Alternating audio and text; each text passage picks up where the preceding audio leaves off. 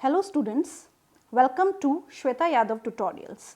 Please like and subscribe my channel and hit bell icon for more updates.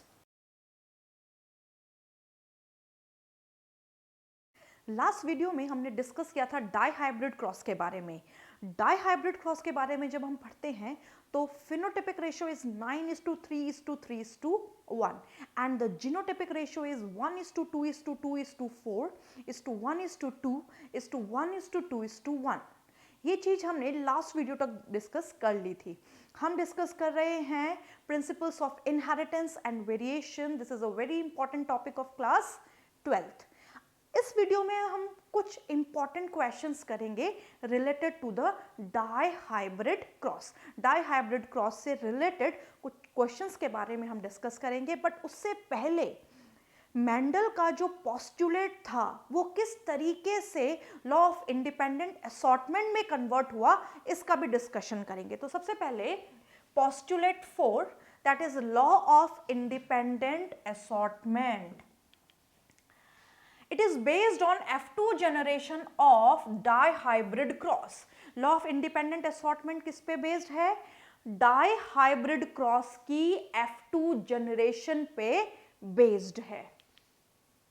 When two or more characters inherit simultaneously, then the inheritance of one character independent from the character and the one character inherited just like in monohybrid cross. Simple सा कहने का मतलब है कि जब दो या दो से ज्यादा कैरेक्टर्स को क्रॉस किया जाता है, when two or more than two characters are crossed, the inheritance of one character doesn't influence the inheritance of other character. एक कैरेक्टर का इनहेरिटेंस या एक कैरेक्टर का एक्सप्रेशन दूसरे कैरेक्टर के एक्सप्रेशन को प्रभावित नहीं करता है। तो यहाँ पे जो लॉ ऑफ इंडिपेंडेंट असॉर्टमेंट है उसमें मेंडल ने seed shape and seed colour लिया। सीड शेप में round and wrinkled and colour में येलो एंड ग्रीन लिए गए। जब इसका फिनोटिपिक रेशो बना, फिनोटिपिक रेशो तैयार हुआ, तो ये रेशो था 9:3:3:1. अगर हम इसको जीन के बेसिस पे लिखे तो हम इसको कैसे लिखेंगे? Capital R capital Y, capital R small y, small r capital Y and small r small y. इस तरीके से रिप्रेजेंट करेंगे। अब क्वेश्चन क्या है? जहां पे दोनों डोमिनेटिंग कैरेक्टर हैं, दोनों एक्सप्रेस होंगे, तो ये कैरेक्टर राउंड येलो। जहां पे दोनों रेसेसिव हैं, वो दोनों एक साथ एक्सप्रेस हो सकते हैं, रिंकल्ड ग्रीन। बट जो चीजें चेंज होती है वो कहां पे होंगी? ये कॉम्बिनेशन है राउंड ग्रीन, एक डोमिनेंट एक रेसेसिव, रिंकल्ड येलो, एक रेसेसिव एक डोमिनेंट। तो यहां पे ये दोनों कैरेक्टर कैसे दिखाई दे रहे हैं? Although one is dominant and one is recessive, तो ये दोनों इसलिए दिखाई दे रहे हैं क्योंकि जब दो या दो से ज्यादा कैरेक्टर्स को लिया जाता है तो एक कैरेक्टर दूसरे कैरेक्टर के एक्सप्रेशन को प्रभावित नहीं करता है। तो सीड शेप भी एक्सप्रेस होगा तो सीड कलर भी एक्सप्रेस होगा। तो यहां पे हम देख सकते हैं कि राउंड क्या है? सीड शेप है और ये है सीड कलर।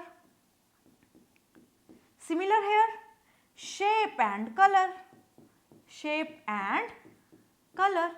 तो यहां पे शेप कलर को प्रभावित नहीं करेगा और कलर शेप को प्रभावित नहीं करेगा। दोनों ही पैरेलली या साइमल्टेनियसली एक्सप्रेस होंगे। अगर यहाँ पे एक और कैरेक्टर होता, ट्राई हाइब्रिड क्रॉस होता, तो ट्राई हाइब्रिड क्रॉस में 3 कैरेक्टर को स्टडी किया जाएगा। तो जब तीन कैरेक्टर को एक साथ स्टडी किया जाएगा तो तीनों कैरेक्टर एक्सप्रेस होंगे एक साथ। एक कैरेक्टर का एक्सप्रेशन दूसरे कैरेक्टर के एक्सप्रेशन को नहीं रोकता है, दोनों कैरेक्टर साइमल्टेनियसली एक्सप्रेस होते हैं। This is law of independent assortment. अभी तक हम तीन लॉज पढ़ चुके हैं। Law of dominance, law of dominance क्या कहता है कि F1 जनरेशन में जब रेसेसिव और डोमिनेंट दोनों एक दूसरे के साथ होते हैं तो जो अलील डोमिनेंट है वो एक्सप्रेस करता है, रेसेसिव एक्सप्रेस नहीं कर पाता है, बट वो किसका, एक पर्टिकुलर कैरेक्टर का, जैसे capital R small are, capital T small T, तो ये एक कैरेक्टर के लिए जिम्मेदार हैं। अगर ये दोनों साथ हैं तो इसमें डोमिनेंस शो करेगा, बट यहाँ पे दो अलग अलग कैरेक्टर है, तो दो अलग अलग कैरेक्टर हैं तो दोनों ही एक्सप्रेस होंगे। This is law of independent assortment, एक दूसरे को प्रभावित नहीं करेंगे, साथ में एक्सप्रेस होंगे। लॉ ऑफ सेग्रीगेशन क्या कहता है कि गैमीट बनाने के लिए एलील्स सेग्रीगेट हो जाते हैं और गैमीट फॉर्म करते हैं। जब F1 जनरेशन आती है तो उसमें भी ये एलील्स ब्लेंड नहीं होते हैं, और F2 जनरेशन में जब प्योरली रेसेसिव कैरेक्टर एक्सप्रेस होता है तो वो ये समझा देता है कि F1 जनरेशन में साथ में रहने से भी ये आपस में ब्लेंड नहीं हुए हैं। That is law of segregation और the law of purity of gamete. तो हमने तीन लॉज यहाँ पे पढ़े, law of dominance, law of segregation and law of independent assortment. जब हम बात करते हैं डोमिनेंस एंड सेग्रीगेशन लॉ की, law of dominance and law of segregation, तो वो मोनोहाइब्रिड क्रॉस की सहायता से हम आसानी से समझ सकते हैं, बट जब हमें लॉ ऑफ इंडिपेंडेंट असॉर्टमेंट समझना होता है तो यहाँ मदद ली जाती है डाई हाइब्रिड क्रॉस की। इसलिए ली जाती है क्योंकि यहाँ पे दो कैरेक्टर को एक साथ पढ़ा जा रहा है, तो एक कैरेक्टर की सहायता से लॉ ऑफ इंडिपेंडेंट असॉर्टमेंट नहीं दिया जा सकता। तो लॉ ऑफ इंडिपेंडेंट असॉर्टमेंट को समझने के लिए दो कैरेक्टर्स का होना मैंडेटरी है, जरूरी है। तो कई बार बच्चे क्वेश्चन करते हैं क्या लॉ ऑफ डोमिनेंस या law of segregation dihybrid cross में फॉलो नहीं किया जाता? बिल्कुल किया जाता है, क्योंकि जब गैमेट्स बनेंगे तो नेचुरली वहां पे लॉ ऑफ सेग्रीगेशन लगेगा। F1 जनरेशन जब डाई हाइब्रिड क्रॉस में बनेगी तो लॉ ऑफ डोमिनेंस लगेगा। तो डाई हाइब्रिड क्रॉस तीनों लॉस को समझा देता है, बट मोनोहाइब्रिड क्रॉस केवल दो लॉस को समझाता है, law of dominance and law of segregation. Clear? So here यहाँ पे मोनोहाइब्रिड क्रॉस, यहाँ पे ये मोनोहाइब्रिड क्रॉस की तरह एक्ट कर रहा है, ये भी मोनोहाइब्रिड क्रॉस की तरह एक्ट कर रहा है। This law is not universal, ये यूनिवर्सल नहीं है क्योंकि इसके एक्सेप्शन है, और एक्सेप्शन है इसका linkage. Law of independent assortment is applicable when genes for two characters are located on different chromosome. किस पे एप्लीकेबल है? जब जीन्स फॉर टू कैरेक्टर्स, दो अलग अलग कैरेक्टर्स हैं, उनके लिए दो अलग अलग जीन्स या एलील्स हैं, तो वो डिफरेंट क्रोमोसोम पे लोकेटेड है, वहां पे एप्लीकेबल है। लिंकेज इसका एक्सेप्शन है। But if the genes are located on the same chromosomes are linked, same chromosome पे अगर जीन्स हैं तो वो लिंक हो जाएंगे, एक दूसरे के साथ है, एंड इनहेरिट टुगेदर, और साथ में इनहेरिट होंगे। So exception to this law is linkage. इसकी डिटेलिंग भी हम आगे करेंगे। लिंकेज का मतलब है दो जीन एक ही क्रोमोसोम पे एक साथ इनहेरिटेड हो रहे हैं, इनहेरिटेंस शो कर रहे हैं, दैट इज लिंकेज, राइट? सो कुछ क्वेश्चंस हम करेंगे यहाँ पे डाई हाइब्रिड क्रॉस से रिलेटेड, जो कि बहुत इंपॉर्टेंट है। इसके लिए हमें गैमीट फॉर्मेशन आना चाहिए। तो सबसे पहले in F2 generation of the dihybrid cross, what is the probability of offspring which are? Offspring की प्रोबेबिलिटी क्या होगी? तो यहाँ पे सबसे पहले इस क्रॉस को करने से पहले हमें ये समझना होगा कि यहाँ पे प्रोबेबिलिटी लिख ली जाए, यानी कि जीनोटिपिक और फिनोटिपिक रेशो पता होना चाहिए। तो जीनोटिपिक रेशो थोड़ा सा डिफिकल्ट है क्योंकि वो लंबा है, फिनोटिपिक रेशो आसान है। तो जीनोटिपिक रेशो को हम लिख लेते हैं capital R, capital R, capital Y, capital Y, capital R, small r, capital Y, capital Y, capital R, capital R, capital Y small Y, capital R small are, capital Y small Y. किस तरीके से gamete बनते हैं हम उसके बारे में बात करें डाई हाइब्रिड क्रॉस की। यहाँ पे ये सबसे पहला गैमीट के फॉर्म में जैसा हमें मिला था, और ये हम ये भी कह सकते हैं कि प्योर पेरेंट की जैसे हमें मिला था। This is 1, this is 2, this is also 2 in number, this is 4 in number. Clear? Then again capital R, small y, यहाँ पे कैपिटल था, यहाँ पे स्मॉल कर देंगे। Capital R, small y, this is 1, this is 2, and small r, तो ये easy है लास्ट वाला। कैसे देखेंगे इसको? Capital Y, capital Y, small y, so this is 1, this is 2, this is 1। Clear? तो यहाँ पे हमें प्रोबेबिलिटी निकालनी है। कैसे निकालेंगे probability? Homozygous for both character, दोनों कैरेक्टर के लिए होमोजाइगस है। Homozygous for both the character, ये होमोजाइगस है दोनों कैरेक्टर के लिए। एक तो ये हो गया, दूसरा ये भी होमोजाइगस है दोनों कैरेक्टर के लिए, this one, and here this one is homozygous for both the character and this one is homozygous for both the character। Simple सा कहने का मतलब है कि यहाँ पे दोनों एलील सेम है, दोनों एलील सेम है। तो इसकी प्रोबेबिलिटी क्या हो गई? इसकी प्रोबेबिलिटी हो गई 4/16। Why 16? जो टोटल आउटकम्स हैं, जो टोटल जाइगोट हैं, वो दैट इज 16 इन नंबर। क्योंकि जब हम चेकर बोर्ड बनाते हैं, पुनेट स्क्वायर बनाते हैं, पुनेट स्क्वायर मेथड जब अप्लाई करते हैं तो टोटल जाइगोट हमारे पास 16 आते हैं। तो उसमें से होमोजाइगस फॉर बोथ कैरेक्टर 4 है। नेक्स्ट है हेट्रोजाइगस फॉर बोथ कैरेक्टर, दोनों कैरेक्टर के लिए हेट्रोजाइगस। तो दोनों कैरेक्टर के लिए हेट्रोजाइगस हैं capital R, small r, capital Y, small y, that is 4. So here the heterozygous for both character is also 4/16. Homozygous for 1, एक कैरेक्टर के लिए होमोजाइगस और एक कैरेक्टर के लिए हेट्रोजाइगस, मतलब एक होमोजाइगस कंडीशन में होना चाहिए, एक हेट्रोजाइगस कंडीशन में होना चाहिए। तो इसको कैसा देख सकते हैं? एक होमोजाइगस कंडीशन, एक हेट्रोजाइगस, एक होमोजाइगस, एक हेट्रोजाइगस, एक होमोजाइगस, एक हेट्रोजाइगस, एक homozygous, and here also homozygous and heterozygous. तो 2, 2, 2 and 2. What is the probability? 8/16. क्या probability है? 8/16 probability है। Next हम बात करेंगे have phenotype similar to parent. phenotype जो parent से similar है, तो पहले phenotype लिख लेंगे। 9:2, 3:2, 3:1। Capital R, capital Y, capital R, small r, capital Y and small r, small y। तो हमें देखना है कि फिनोटाइप जो बिल्कुल पेरेंट जैसा है, तो ये पेरेंट जैसा है और ये पेरेंट जैसा है, तो phenotype similar to parent. 9 + 1 10/16। Clear? Have genotype similar to parent, तो पीछे चलते हैं। जीनोटाइप पेरेंट के जो सिमिलर है, एक ये है पेरेंट के सिमिलर और एक ये है capital R, capital R, capital Y cross with small r, small y। Clear? ये पेरेंटल है। तो 1 और 2 क्या आउटकम आएंगे? 2/16, 2/16।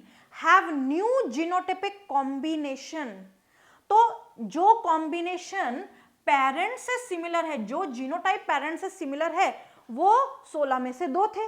बट जो नए कॉम्बिनेशन है, 2 को हटा देंगे तो कितने बचेंगे? 14/16। कितने बचेंगे? New combination. यहां पे हम देख सकते हैं कि अगर ये दोनों कॉम्बिनेशन पेरेंट के सिमिलर हैं, तो बाकी बचे हुए सारे न्यू कॉम्बिनेशन है जीनोटाइपिक रेशियो में।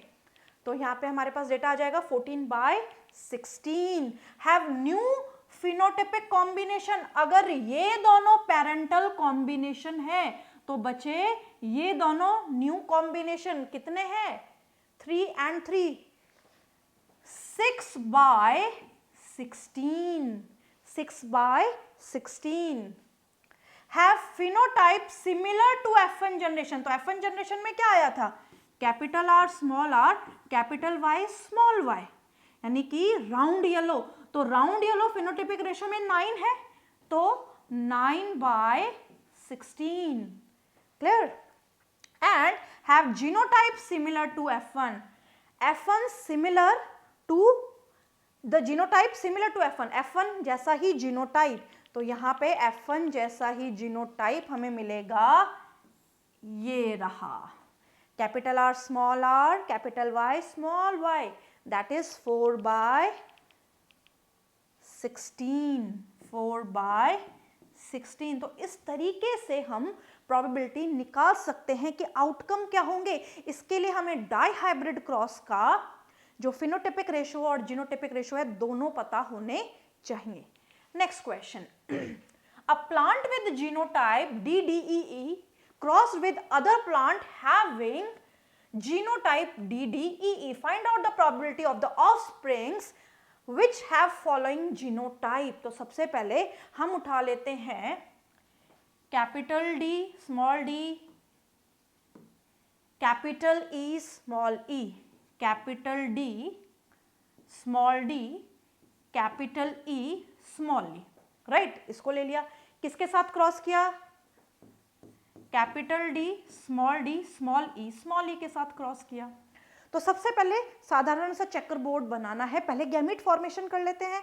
तो गैमीट फॉर्मेशन कैसे करेंगे, इनको सेपरेट कर लेंगे, capital D small d, capital E small e, this cross with this DE, this cross with this capital DE, this with this DE and this with this D and E।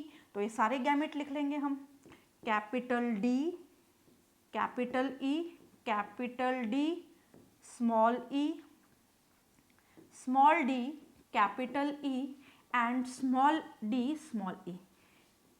ये तो एक parent के combination हो गए, ये तो एक parent से बन गए, मान लीजिए इस पेरेंट के कंप्लीट हो गए इस पेरेंट से। तो यहाँ पे ये दोनों और इससे एक ही गैमेट बनेगा E, तो यहाँ पे ये गैमेट बनेगा capital D small e, small d small e। तो ये हमारे पास सबसे पहले गैमेट्स बन गए। यहाँ पे हम ऐसा बोल सकते हैं कि ये मेल और फीमेल को रिप्रेजेंट कर रहे हैं। ये लिखना चाहे तो लिखे, ऐसा कोई ज़रूरी नहीं, क्योंकि क्वेश्चन में ये सब मेंशन करना ज़रूरी नहीं होता, हमें केवल आउटकम्स निकालने होते हैं। तो let's cross it, capital D, capital D, capital E small e, इससे इसको क्रॉस किया, capital D small e small e, this with third one, capital D small d, capital E and small e, right, capital D small d small e small e। ये तो हो गए पहले वाले gamete से। दूसरे वाले से क्रॉस करेंगे, capital D small d, capital D small d, capital E small e, capital E small e, D and D, E and E, capital D small d, capital D small d, small e small e, clear, small d small d, small d small d, capital E and small e, and small d small d small e small e। तो ये सारे outcomes हमारे पास आ गए। अब हमें क्या देखना है कि find the probability of the offspring which are having following genotype. हमें इन फॉलोइंग जीनोटाइप की प्रोबेबिलिटी निकालनी। तो सबसे पहले ये टोटल कितने, 8, 1 2 3 4 5 6 7 8। तो जो भी प्रोबेबिलिटी निकलेगी बाय 8 होगी, सबसे पहली बात। तो सबसे पहले हमें निकालनी है capital D small e small e की।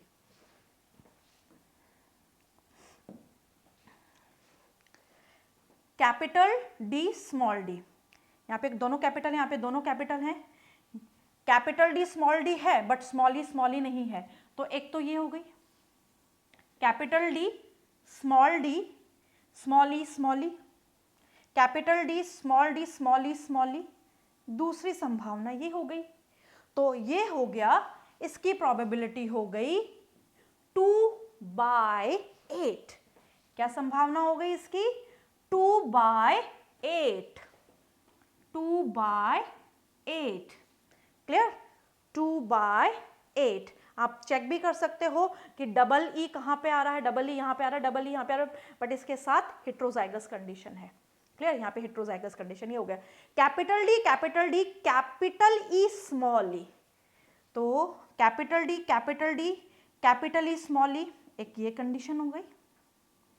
कैपिटल डी है पर कैपिटल ई नहीं है, कैपिटल डी दोनों नहीं है, यहाँ पे भी दोनों कैपिटल डी नहीं है, यहाँ पे भी दोनों कैपिटल डी नहीं है, यहाँ पे भी दोनों कैपिटल डी नहीं है। तो इसकी संभावना हो गई, इसकी प्रोबेबिलिटी हो गई 1/8। क्लियर? एंड DDEE यानी सारे ही डोमिनेंट, तो सारे ही डोमिनेंट नहीं दिख रहे, यहाँ पे हेट्रोजाइगस आ गए, यहाँ पे भी हेट्रोजाइगस, यहाँ पे होमोजाइगस कंडीशन है, बट ई जो है रेसेसिव है, यहाँ पे भी ई रेसेसिव आ गया, यहाँ पे भी ई रेसेसिव, ई रेसेसिव, ई रेसेसिव, ई रेसेसिव, ई recessive.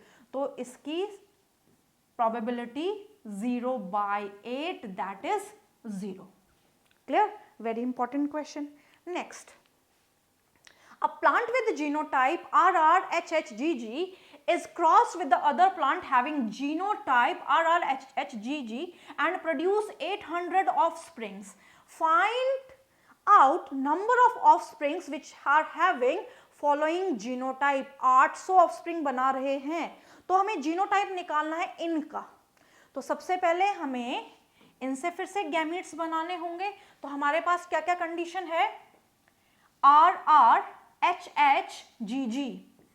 RR capital H small h capital G small g, किसके साथ क्रॉस किया गया है?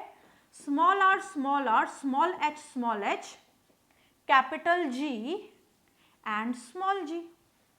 क्लियर? इस तरीके से क्रॉस किया गया।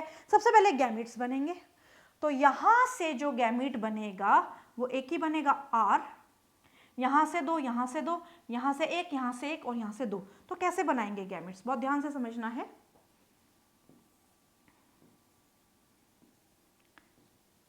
यहां पे 3 का सेट बनेगा, जैसे कैपिटल R, इसको H से क्रॉस कराएंगे, H capital R capital H and capital G।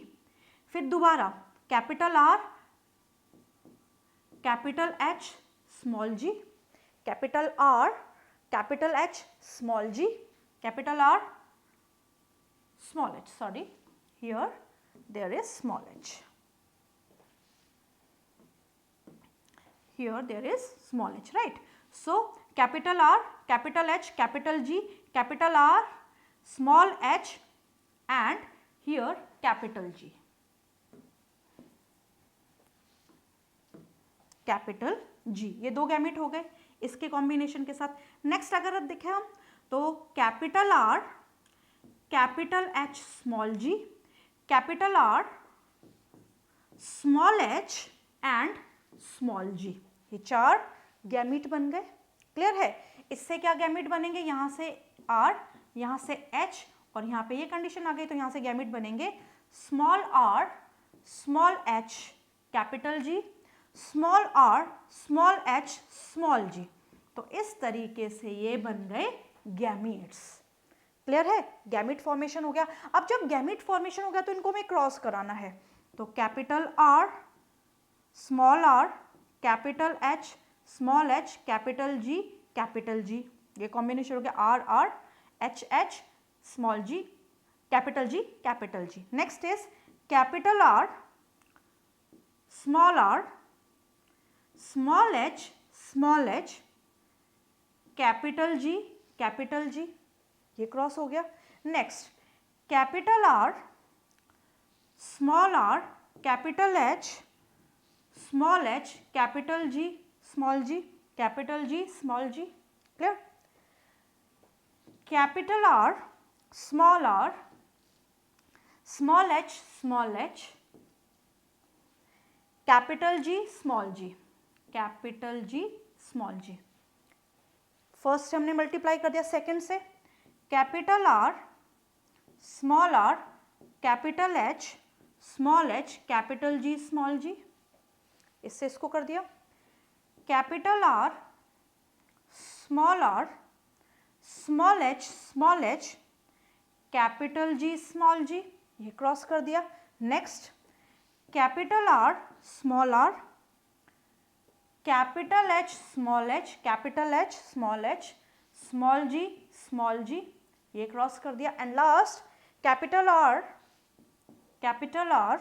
Small are, capital R small r, small h small g, ये हमने सारे मल्टीप्लाई करके गैमीट्स या हमने सारे जाइगोट्स निकाले। अब हमें सबसे पहले ये प्रोबेबिलिटी निकालनी है कि आर एच और जी की क्या प्रोबेबिलिटी है। तो कैपिटल आर स्मॉल आर, तो capital R small are, capital R small are, capital R small are, capital R small R, ये सारे वही कॉम्बिनेशन है।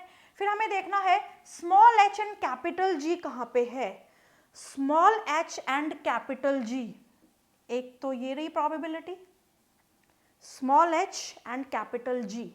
यहाँ पे स्मॉल एच नहीं है, यहाँ पे स्मॉल एच है, बट यहाँ पे दोनों कैपिटल जीज नहीं है, यहाँ पे भी दोनों कैपिटल जीज नहीं है, यहाँ पे भी दोनों कैपिटल नहीं, यहाँ पे भी दोनों नहीं है। तो इसकी जो संभावना है, इसकी जो प्रोबेबिलिटी है वो कितनी हो गई, 1/8। 1/8 को हम क्या कैसे मल्टीप्लाई कर सकते हैं, हम 800 ऑफस्प्रिंग बनाने के लिए इनटू 800 करेंगे, इनटू 800। तो क्या आएंगे, find out the number of offspring, 100 offspring. फिर हमें कंडीशन निकालनी है capital R, capital H small H. तो कैपिटल आर और कैपिटल आर की यहाँ पे कोई भी प्रोबेबिलिटी नहीं है, तो इसको हम बोलेंगे 0/8, दैट इज 0। ये एक भी नहीं बन रहा है। थर्ड सिचुएशन, सारे ही हेट्रोजाइगस कंडीशन में है, तो सारे ही हेट्रोजाइगस कंडीशन में है, तो इसकी भी हमें प्रोबेबिलिटी निकालनी है। तो सारे ही हेट्रोजाइगस हैं, तो यहाँ पे ये जी होमोजाइगस आ गया, यहाँ पे दोनों होमोजाइगस है, ये वाली condition. Capital R small are, capital H small H, capital G small H G, एक तो ये हेट्रोजाइगस है, ये भी हेट्रोजाइगस है, बाकी ये होमोजाइगस, ये होमोजाइगस, ये होमोजाइगस। तो इसकी प्रोबेबिलिटी क्या हो गई, 2/8 इंटू 800, क्योंकि 800 ऑफस्प्रिंग है तो मल्टीप्लाई करना है हमें, कट हो गया, that is 1, so 200 offsprings. Fine, तो इस तरीके से हम प्रोबेबिलिटी निकाल सकते हैं। जो डेटा हमें दिया गया है, प्रोड्यूस 800 ऑफस्प्रिंग, 800 ऑफस्प्रिंग बनाने के लिए हमें मल्टीप्लाई बाय 800 करना पड़ेगा। Next, in a cross between capital A small A, capital B small B, small A, capital B small b, genotype, the ratio of the this and this in offspring, इन चारों का रेशो क्या रहेगा। So capital A, capital B small b cross with small A, capital B small b, right. तो सबसे पहले gamete formation करेंगे।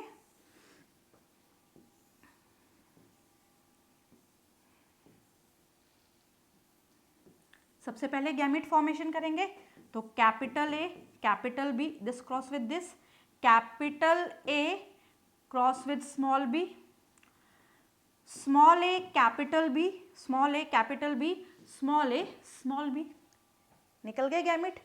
इससे गैमीट कैसे बनेंगे, ए, सिर्फ इससे एक ही गैमीट बनेगा ए, सो यहाँ पे A and capital B, small A and small B, ये बन गए हमारे पास गैमीट्स। अब क्रॉस करेंगे, so capital A small A, capital B, capital B, capital A small A, capital B small B, capital A small A, capital B small B, small A, capital B, capital B, small A, small A, capital B small B, cross कर दिया। Next से cross करेंगे, capital A small A, capital B small B, capital A small A, capital B small B, capital A, small B small B, small B small B, small A capital B small B, capital B small B, small A small B and small B. Clear? ये हमारे पास zygotic condition आ गई। The ratio of, अब हमें ratio पता करना है, तो किस किस का रेशो पता करना है? Capital A small A capital B capital B, capital A small A capital B ये है।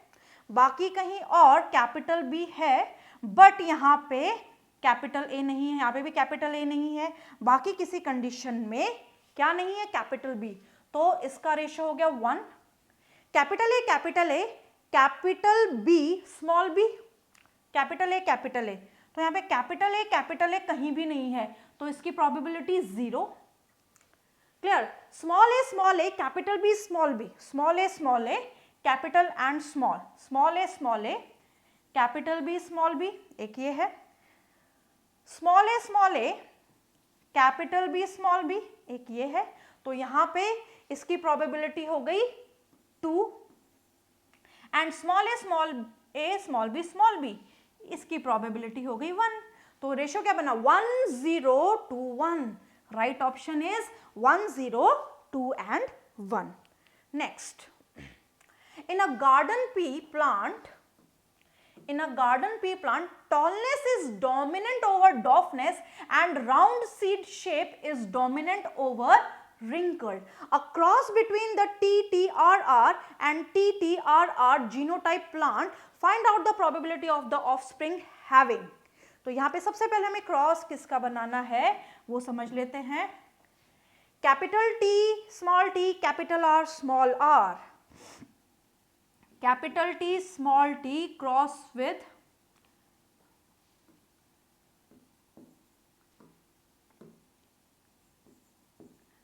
Capital T small t capital R small r cross with capital T small t small r small r।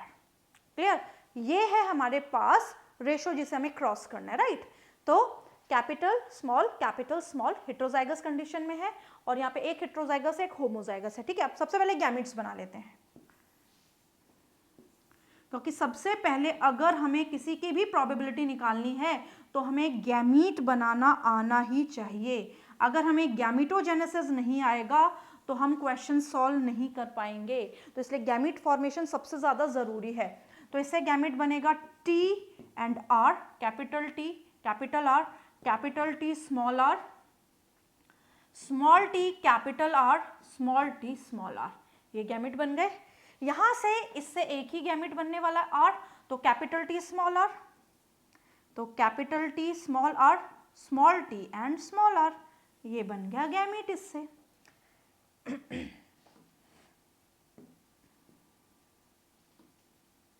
Clear? तो ये इससे बन गया है gamete.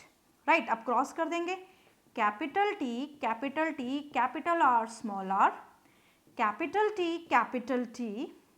Small r,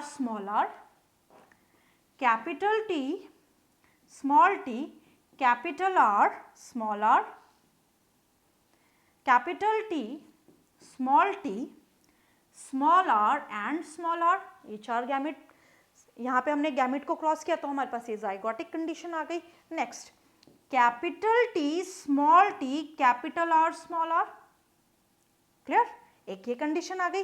next, capital T small t small r small r, small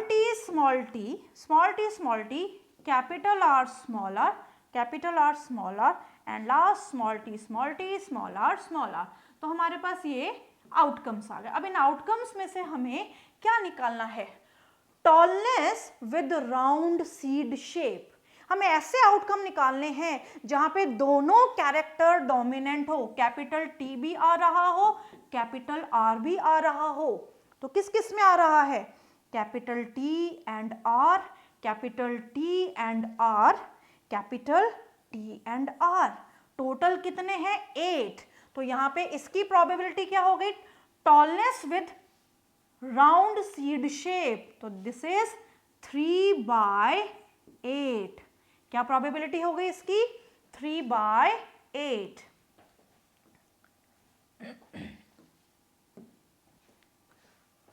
3/8. डॉफनेस with wrinkled, तो डॉफनेस क्या है, small T किसके साथ आना चाहिए, स्मॉल आर के साथ, स्मॉल टी स्मॉल आर के साथ। तो हम देख सकते हैं कि यहाँ पे कैपिटल आ गया, ये नहीं हो सकता, यहाँ पे भी कैपिटल कैरेक्टर आ गया, यहाँ पे भी कैपिटल आ गया, यहाँ पे भी कैपिटल आ गया, this condition is only small T and small R. So this is 1/8। Phenotypic ratio हमें निकालना है इसका, तो इसका फिनोटिपिक रेशो हम निकालेंगे तो यहाँ पे हमें क्या ढूंढना है, T R small T capital R small T small R, मतलब हमें इन चारों के आउटकम्स निकालने हैं। तो हम देख सकते हैं, हम वहां पे लिख सकते हैं किस किस का निकालना है, हमें निकालना है capital T capital are, capital T small T capital are, जो भी हमारे पास जिससे हमें गैमेट बनाए कि उसको हमें लिख लेना है, small T small R. Clear है?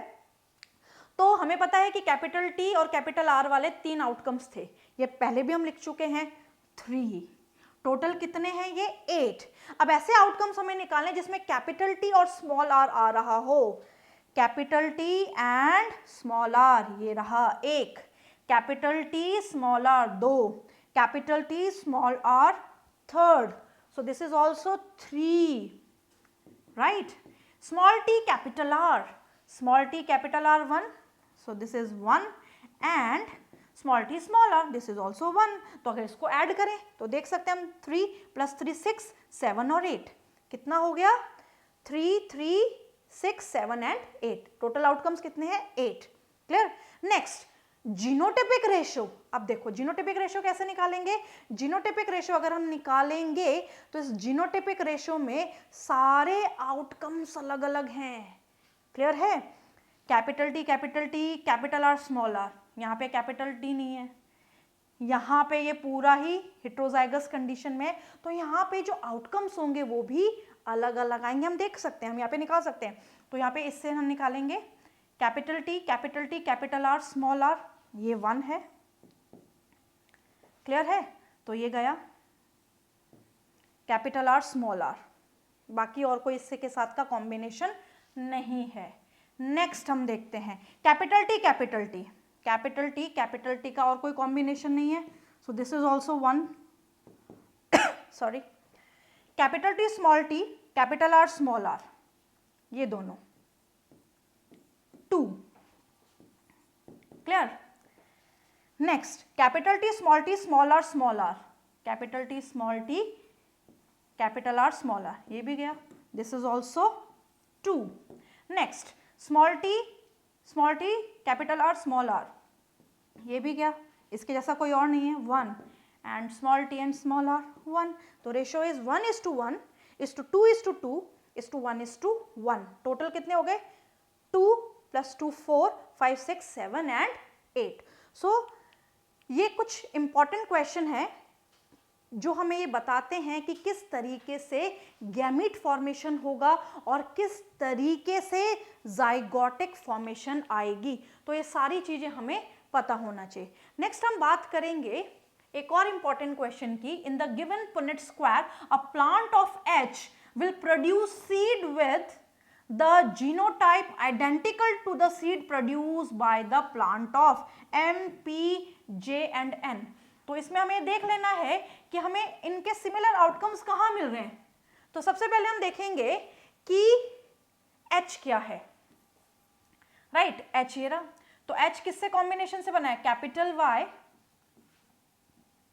Small y, capital Y small y, capital R से बना है। क्लियर है? तो इसके जैसा ही हमें ढूंढना है, तो सबसे पहले हम M को ढूंढते हैं। M क्या है, कैपिटल Y स्मॉल r, ये नहीं है।